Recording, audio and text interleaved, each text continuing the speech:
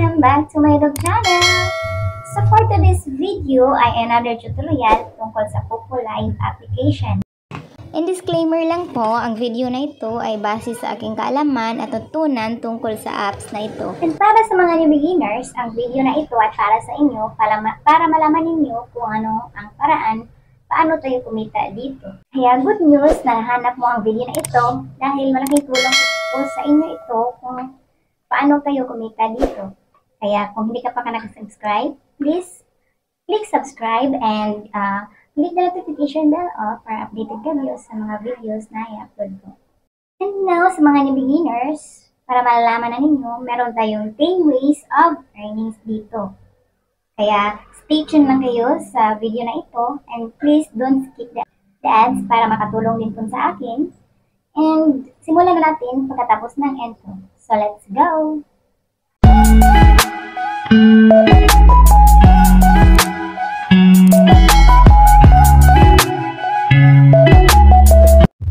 The 10 ways of earnings. Number 1 is live. And dito sa live, ito po ay daily tasking na dapat gagawin natin araw-araw. At kung bago ka pa lang nag-register, may promo si Popo, which is yung hourly wage mo is 10,000 and 2 oras po ang binigay nila. Bali, kung matatapos ka mag-live ng 2 hours is may matatanggap ka na 20,000 points. So, kapag regular ka, ang matatanggap mo ay 1,000 points per hour.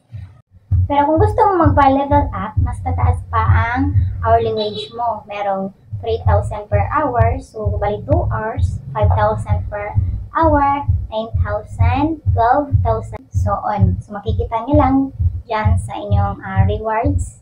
Click nyo level up. Kaya dapat mag-live kayo araw-araw para hindi masasayang ang points na makukuha ninyo. And now, number 2 is PK. So, meron kayong matatanggap na points dito sa PK. So, habang nagla-live kayo, click nyo lang yung PK sa ibaba and then yung initiated random PKs. And dito sa PK, merong limit na mananalo ka. So, bali, kung mananalo ka ng 14 times, may matatanggap ka na 12,000 points. So, diba, ang laki na yun, malaking tulong na po yun para madali tayong maka-withdraw. So, number 3 is join party live. Dito sa join party live, ay may dalawa tayong pagkakitaan, which is sit in a crowd seat, yung yellow na upuan, which is number 2, 3, and 4. So, yun po, kapag umupo tayo doon, bali 1 hour, so may matatanggap tayo na 800 points. Pero kapag nag-level up ka na, so yung 2 hours na sit in a crowd seat, ay matatanggap mo na 2,800. So, bali 1,600. Dito, habang nag-CS ka or nakaupo ka sa number 5, 6, 7, 8, kapag na may naghahagis or may nagagamble, so may matatanggap ka din na another points dito sa join party live. So, diba, another points po yun, iba po yun doon sa crown seat. So, diba? And another dagdag na po yun para madali tayong maka-withdraw. Number 4 ay itong mystery box dito sa ibabaw. So, or tinatawag nila itong baul. So, habang nag-join party ka, and makikita mo dito sa ibabaw may mystery box, every 5 minutes, matatapos po iyan, and dapat i-claim mo. Number 5 earnings is hunting or chasing the fireworks, or panghuhuli ng fireworks. So, diba, kapag nanonood ka ng may nagsusulo live, or pumasok ka ng party live, makikita mo doon sa ibaba na may fireworks or get your coins. So, pero mas maganda na magpa-VIP ka para madali ka makakuha ng coins dito. Pero kapag hindi ka VIP, makakuha ka pa din.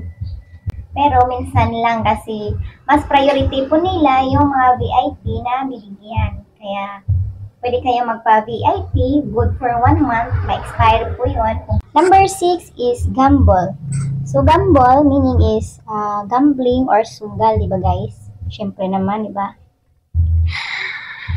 Yes guys. Ang gamble po dito ay meron tayong, magdepende na po sa inyo kung magkano yung puhunan na ilalabas ninyo.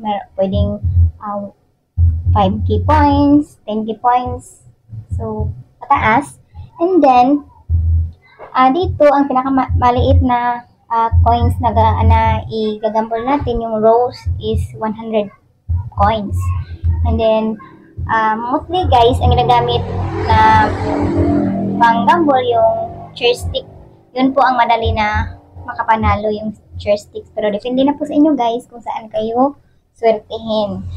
So, dito guys, kapag big win kayo, so dapat trade nyo agad kasi kapag naka-big win kayo or nakapanalo kayo ng malaki, sa maniwala kayo sa akin o sa hindi, kukunin talaga yan, babawiin talaga yan ni Popo. Kaya kapag malaki na yung inyong panalo, so dapat trade nyo agad para madagdag sa points nyo. Number 7 is play games. Ang gamble guys at saka play games, iba po sila.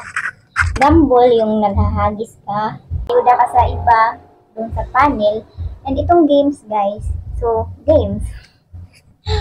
May games po ito guys, mayroong golden flower, ocean hand, and mayroon pang iba guys. So kapag nananalo ka rito ng one time, may makakuha ka dito. Yan, may makukuha ka dito. Kukuha mo yan, one time ka lang manalo, so makukuha po na yan. And then guys, yung games na yan, sugal pa rin yan. So depende na sa inyo ang control. Kung sasali ka ba kung sasali ba kayo dyan o hindi. Kasi guys, aminin mo natin o hindi, matatalo talaga tayo kapag hindi natin swerte. So sayang naman ang points, diba? Hindi ko naman ini-recommend na mag-games kayo at saka mag-gamble. And then number 8 is invite. So dito sa invite, optional lang po ito. Pero depende na po sa inyo kung gusto nyo pong another dagdag income po or another dagdag points.